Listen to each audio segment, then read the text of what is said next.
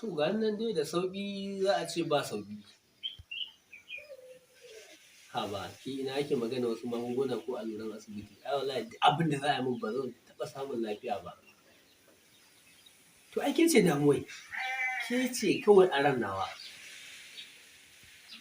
Ai da zan ganki, in ganki yau, ai nake gaya miki duk wata rashin lafiya, duk wani zazzaɓi da nake gaya miki za a neme shi a rasa. Zan samu lafiya. Wallahi na yi kewaye ne fiye da kike tunani. Ok, matsalar kuɗi? Kake damu, kake manta fa ko rauɗar ɗan mai unguwa kike magana da shi. Nawa ne zai ishe ki? 10,000? To kake damu. Zan sa miki naira 20,000 a wannan famfi account number taki. To shi kenan. Kai, amma ko yau.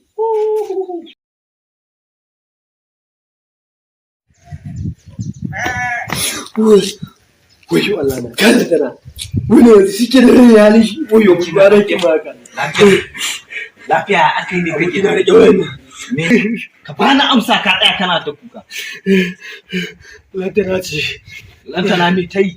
Na tura mata kuɗin mota. Za ta zo yau.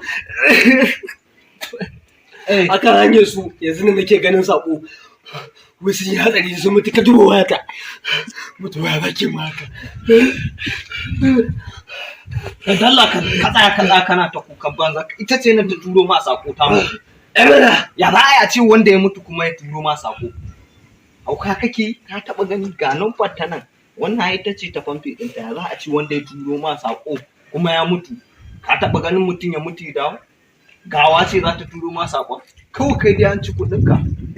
Ban gane ba.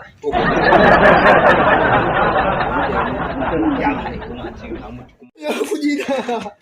Ka gani ko? Kuɗi na ne ba zan tana ba.